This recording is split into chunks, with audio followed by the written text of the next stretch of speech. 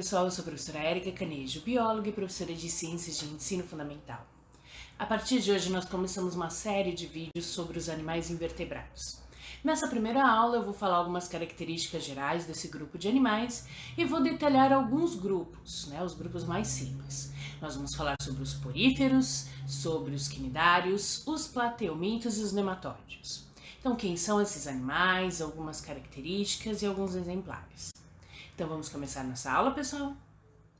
Então, pessoal, começando a nossa aula de hoje, como eu já falei, nós vamos falar dos animais invertebrados. E quem são eles, né? Pelo senso comum, se fala que os animais invertebrados são aqueles que não têm esqueleto. Essa definição está correta? Não, né? Vamos melhorar um pouquinho isso. Na verdade, os animais invertebrados são aqueles que são desprovidos de coluna vertebral. Eles não têm crânio e não têm coluna vertebral. Diferente de animais vertebrados, que possuem a coluna vertebral, como nós, né? Então, os mamíferos, e aí nós vamos colocar os peixes, nós vamos colocar as aves, são todos animais vertebrados, ou seja, com coluna vertebral. O que mais que eu posso estar falando sobre esse grupo de animais, né? De características gerais. A maioria, eles têm um corpo mole, tá? Alguns podem possuir um esqueleto externo, que é chamado de exoesqueleto, tá? É um exoesqueleto de calcário, que vai fazer esse papel de sustentação e de proteção do corpo do animal. Então, diferente dos animais vertebrados, que têm um esqueleto interno, um endoesqueleto, alguns animais invertebrados, eles podem ter um exoesqueleto, ou seja, um esqueleto externo. Então, que outras características eu posso falar dos animais invertebrados? Primeiro, que eles são aeróbios, ou seja, eles utilizam o oxigênio na respiração, o oxigênio como que eles podem retirar do ar ou que eles podem retirar da água para poder fazer a respiração celular e produzir energia para manter as atividades metabólicas. Outra coisa, todos esses animais, eles são pluricelulares, ou seja, eles vão ter várias células, né? Então, são compostos por várias células, diferente lá dos outros seres vivos que nós vimos até agora, que eram mais simples, que poderiam ser, por exemplo, unicelulares, formados por uma única célula. Não, os animais, eles são pluricelulares. Eles são eucariontes, ou seja, eles têm várias células e essas células são células mais complexas, né? O material genético está lá protegido, envolvido por uma membrana nuclear, que é a carioteca.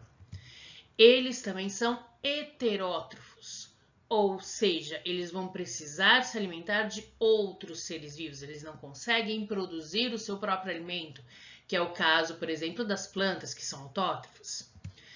E a maioria, não são todos, mas a maioria tem reprodução sexuada. Existem alguns exemplos de invertebrados que podem ter uma reprodução assexuada, a gente vai falar disso. Mas a grande maioria dos animais invertebrados tem reprodução sexuada. E os animais invertebrados, eles podem ser divididos em grupos menores, que são chamados de filos. E quais são eles? São os poríferos, nós temos os quinidários, ou também chamados de selenterados. Nós temos os plateumintos, os nematódios ou nemateumintos, ou ainda um outro nome que vocês podem encontrar, que são os asqueumintes, né? É a mesma coisa. Nós temos os anelídeos, nós temos os moluscos, equinodermos e artrópodes. Nós vamos falar de todos esses grupos de invertebrados, tá? Mas como é um grupo, como eu falei para vocês, como é um grupo muito grande de seres vivos, eu vou dividir em 3 vídeos. Hoje nós vamos falar sobre os poríferos, os quinidários, plateumintos e os nematóides, ok? No segundo vídeo, nós vamos falar de anelídeos, moluscos e equinodermos. E no terceiro e último vídeo dessa série de invertebrados, nós vamos falar de artrópodes, que é o maior grupo de seres vivos que nós temos no nosso planeta. Então, começando pelos poríferos, eu coloquei a imagem, né, de poríferos para vocês, são também conhecidos como esponjas. Lembra lá daquele desenho da infância de vocês, que é o Bob Esponja? Então, a esponja do mar, ela não é quadrada como o Bob Esponja do desenho. Ele tem esse formato aí um pouco mais cilíndrico. Eles são animais que não têm nem órgãos, nem sistemas. Então, não tem um sistema nervoso, não tem um estômago, não tem um pulmão, né? Eles são também animais que vão retirar os seus nutrientes da água onde eles se encontram. Como que eles fazem isso? Eles filtram esses nutrientes da água, então por isso eu chamo eles de animais filtradores. Eles vivem em ambientes aquáticos, ou seja, vivem na água. A maioria é marinha, ou seja, vive no mar. Mas existem algumas poucas espécies que podem ser de água doce, então podem ser ducícolas. Eles vão viver, são animais sésseis, ou seja, eles vivem presos em algum lugar. Eles podem ficar fixos ou em pedras ou podem se fixar em corais. E geralmente a reprodução dos poríferos, ela é uma reprodução assexuada, tá? É uma reprodução assexuada por brotamento. O que é essa reprodução por brotamento, na verdade, né? Aqui, então, eu tenho a esponja, o porífero, vai crescer um broto nele, né? Uma pequena esponja, que ela vai se desenvolvendo. E aí, depois de um certo tempo, depois que ela já está mais desenvolvida, ela pode se soltar dessa esponja original e se fixar em algum outro lugar. Ou ela pode, como eu tenho um exemplo aqui, ó, nessa foto. Eu tenho as esponjas, elas ficam todas grudadas umas nas outras. Então, foram brotos que cresceram e aí eles se mantiveram ali e acaba formando uma colônia. E como que é a estrutura do corpo dessa esponja? Ela é constituída por algumas estruturas básicas. A primeira delas são os poros, né? Que são essas aberturas aqui, ó, na lateral do corpo da esponja. Através desses poros é por onde a água vai entrar, né? Então, a água entra no corpo do animal através desses poros. E é essa água que vai trazer os nutrientes. Depois, eu tenho essa cavidade aqui no meio, que recebe o nome de átrio.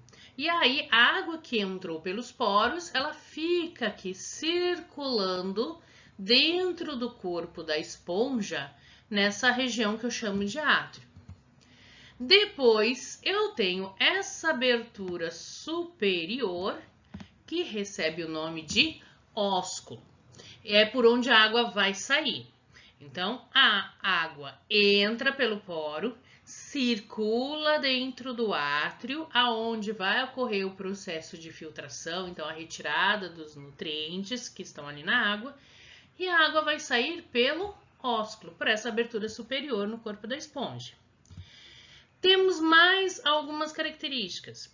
Aqui, nessa parte externa do corpo da esponja, existem estruturas que funcionam como um esqueleto, tá? Então, seria um exoesqueleto, que são formados de pequenos espinhos, que recebem o nome de espículas. Elas servem para proteção e dão uma rigidez no corpo da esponja. E dentro aqui do átrio, não sei se dá para ver direitinho na imagem, mas eu tenho aqui como se fossem pequenos cíliozinhos, né? Na verdade, são flagelos. São células especiais, que são essas aqui que estão aqui, ó, que eu coloquei aqui na imagem. São células especiais chamadas de coanócitos.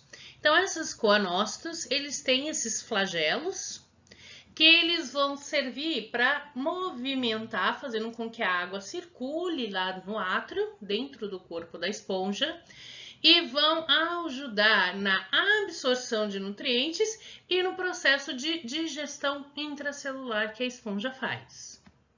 O segundo grupo de invertebrados é o grupo dos quinidários, também chamados de silenterados. Nesse grupo, eu tenho aqui animais que são aquáticos. A maioria também vive, né, na água do mar, então a maioria é marinho, mas existem algumas espécies ducícolas.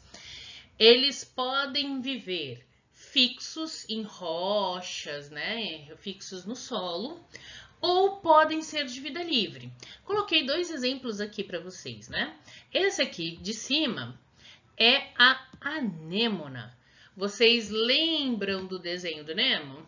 Onde era a casinha do Nemo, né? Ele vivia dentro de uma anêmona. Essa é a casinha do Nemo. E o segundo exemplo que eu coloquei aqui são as águas-vivas. Todo mundo já ouviu falar de água-viva, que quando ela aparece na praia, ela pode queimar, tudo, né? Então, característica importante dos quinidários. Eles são os primeiros animais que eles apresentam uma cavidade digestiva, uma cavidade própria digestiva. Os poríferos não tinham isso. Dentro do corpo do porífero era totalmente oco, aquele átrio era totalmente oco. Agora, nos quinidários não, eles têm uma cavidade digestiva. Eles são carnívoros, então se alimentam de pequenos animais. E a digestão deles também é uma digestão intracelular, acontece dentro da célula. Eles podem ter reprodução sexuada ou assexuada, tá? Essa reprodução sexuada é aquela que acontece com troca de material genético, então uma produção de gameta feminino e gameta masculino. A reprodução assexuada também é feita por brotamento. Uma característica importante, né? Eu falei ali da água-viva, que aqueles casos que às vezes aparecem na televisão, que quando a água-viva aparece na água, na praia, né? As pessoas os banhistas podem se queimar. Por quê? É uma característica própria desse grupo de animais. Eles têm, então as águas-vivas, né? Tá aqui. Elas têm esses tentáculos. A anêmona aqui também, né? Tem os tentáculos. E nesses tentáculos, eles têm células especiais, que são chamadas de quinidoblastos. O que são esses quinidoblastos? Quando algum animal ou alguma coisa encosta nesse quinidoblasto, ele dispara, e aí é como se ele disparasse um ferrãozinho que entra na pele e ele libera uma substância que é urticante. É uma substância que arde, que queima, tá? Então, por isso que quando você encosta na água-viva, você queima. Mas onde que você encosta que vai queimar? Se você encostar nessa parte aqui de baixo, onde estão os tentáculos, tá? Se eu encostar na parte de cima da água-viva, não queima. Se eu encostar no tentáculo, queima. Okay? Então, os quinidários, eles podem ter duas estruturas corporais, né? A primeira estrutura é a forma de pólipo, que é aquela forma fixa, né? Séssil, fixa em rocha, fixa no solo, que é o caso, por exemplo, da anêmona, né? Onde eu tenho aqui o corpo do animal, tenho os tentáculos, que tem aquelas células que eu falei para vocês, que são os quinidoblastos, que queimam. E aqui, nessa parte superior, eu tenho uma abertura, que é a boca, por onde vai entrar o alimento. Esse alimento entra e nessa parte aqui, no interior do corpo do pólipo, no caso da anêmona, eu tenho a minha cavidade gastrovascular, ou seja, a minha cavidade digestiva. Agora, nas águas-vivas, elas têm essa estrutura aqui, que é chamada de medusa. Então, eu tenho essa parte aqui superior do corpo, que parece um chapéu. Os tentáculos ficam embaixo, também apresenta os quinidoblastos, né, que podem queimar. E a boca fica aqui no meio, nessa região inferior. O alimento entra pela boca e eu também vou ter uma cavidade gastrovascular, uma cavidade digestiva aqui dentro, onde vai ocorrer aquele processo de digestão. Agora nós chegamos no terceiro grupo de invertebrados, que aqui eu começo a falar um pouquinho daquele grupo que é chamado popularmente de vermes, né? O primeiro deles são os plateumintos. E aí eu coloquei alguns exemplos de plateumintos para vocês, tá? Principal características, ele tem o corpo achatado. Então, o corpo dele é achatado. Eles podem ser animais de vida livre, então vivem soltos no ambiente, como é o caso aqui deste aqui, que é a planária, tá? É um animal que vive em água doce, então em lagos, em rios, você pode encontrar planárias. Ou podem ser parasitários, parasitas, então viver dentro do corpo de outros animais. E aí nós temos vários exemplos, né? E a maioria deles pode viver em algum momento da vida deles, por exemplo, dentro do corpo do ser humano. Então, são parasitas humanos. Eles podem se reproduzir de forma assexuada, que é o que acontece com a planária. A reprodução da planária ocorre por repartição ou bipartição, então ela simplesmente divide o corpo dela em 2, 3 partes e cada parte vai dar origem a uma nova planária. Ou ela pode ter uma reprodução sexuada, ou seja, com gametas masculinos e femininos, que é o que acontece, por exemplo, com o esquistossomo, que é este aqui primeiro, né, que está com a letra C, e a tênia, que está aqui representado pela letra D. São 2 parasitas humanos. Então, esses plateumintos, os que são de vida parasitária, podem causar muitas doenças no ser humano. O primeiro deles é a teníase, também chamado de solitária. O agente causador são 2 espécies de tênia, a tênia solium e a tênia saginata. E quem que transmite, né? A tênia solium é transmitida pelo porco, pelos suínos, e a tênia saginata por boi, vaca e boi, ou seja, os bovinos. E como que você pega essa doença? Quando você se alimenta, quando você ingere a carne ou do porco ou do boi que esteja mal cozida, né? Então, contém essas larvas, esteja mal cozida, você acaba ingerindo essas larvas, que vão se alojar na região do seu intestino, tá? E aí ela vai se reproduzir, vai roubar o seu alimento, literalmente ela rouba o seu alimento, né? E ela vai se reproduzindo de forma sexuada. Ela é um animal hermafrodita, ou seja, ele produz os gametas masculinos e femininos.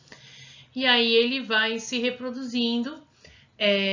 Você elimina nas fezes os ovos desse animal. Isso pode contaminar, por exemplo, o meio ambiente, que vai servir de alimento para o porco, vai servir de alimento para o boi, e aí o ciclo começa todo novamente. Outra doença causada por plateuminto é a esquistossomose. Ela é causada por um plateuminto de nome Schistosoma mansoni e o agente transmissor é o caramujo. Esse caramujo acaba sendo contaminado pelas larvas desse plateuminto, que vai passar por um período ali de desenvolvimento dentro do caramujo e libera outras larvas de nome cercária, que essas também vão nadar lá na água e elas podem entrar no corpo do ser humano através da pele, então em contato com a pele. E o último grupo de plateumintos que nós vamos ver na aula de hoje são os nematódios, ou também chamados de nemateumintos. Também são chamados de vermes, mas diferente dos plateumintos, eles são vermes de corpo cilíndrico e alongado. Eles podem ser de vida livre, mas também tem muitas espécies que são parasitas, e eles podem viver em ambientes tanto terrestres quanto aquáticos. A reprodução deles também se dá por forma sexuada. Entre as espécies de nematódios que são parasitários, ou seja, que vão causar doenças, nós temos a ascaridíase, né, que é a famosa lombriga. Ela é causada pelo nematóide chamado Ascaris lumbricoides, que é a lombriga. E a contaminação ocorre por ingestão de ovos desse animal que está presente nos alimentos ou na água. Outra doença causada por nematódios é a ancilostomose, também conhecida como amarelão. Ele também tem 2 agentes causadores, 2 nematódios que podem causar essa doença. O Ancylostoma duodenale, que é por isso esse nome, ancilostomose, mas também pode ser causada pelo Necator americans. São 2 nematódios que podem se alojar na região do intestino, podem provocar alguns sangramentos na região, algumas hemorragias na região do intestino, e aí a pessoa acaba ficando um pouco anêmica, e aí por isso que ela fica com a pele meio amarelada, e daí o nome da doença. tá? Como que ocorre a contaminação? As larvas, elas podem entrar na pele da pessoa. Então, mais uma doença causada por nematóide, que é o larva migrans, ou comumente chamado de bicho geográfico. A principal característica dessa doença é que forma aí esses rastros que são deixados pelo nematóide, que pode ser o Ancylostoma brasiliensis ou Ancylostoma canino, tá? É uma espécie que ataca outros animais. A contaminação também ocorre por larvas que acabam penetrando na pele da pessoa. E aí ela vai andando por dentro da pele e vai deixando essas marcas, né? Então, essas marcas aqui, que fica parecendo até um mapa, né? Um caminho, é porque a larva desse animal acabou passando pela pele. Então, é o caminho que ele vai deixando. E aí, a última doença que eu vou falar para vocês é a filariose, também chamada de elefantíase. O agente causador é o nematóide de nome Wuchereria bancrofti. E a contaminação acontece através da picada de mosquitos, né, das fêmeas do mosquito do gênero Culex. Esse nematóide, ele acaba se alojando nos vasos linfáticos, então ocorre um entupimento dos vasos linfáticos e há um acúmulo do líquido, né? Existe um acúmulo de líquido. E aí, por isso, né, que as extremidades, geralmente, né, pés, pernas, às vezes braços, elas acabam ficando com esse aspecto, lembra, né, por exemplo, a pata de um elefante. Por quê? Porque os vasos linfáticos acabam sendo obstruídos. Então, pessoal, a nossa aula hoje ela fica por aqui. Na aula de hoje nós falamos aí as primeiras características sobre os animais invertebrados e aí eu falei sobre alguns grupos de animais invertebrados. Falamos sobre os poríferos, os quinidários, os plateumintos e os nematódios. Na nossa próxima aula, nós vamos continuar falando sobre animais invertebrados, mas não deixem de fazer as atividades na plataforma e se tiverem dúvidas, questionamentos, é só deixar mensagem nos comentários ou lá na nossa salinha lá no Google Chat, ok? Então, até a próxima, pessoal!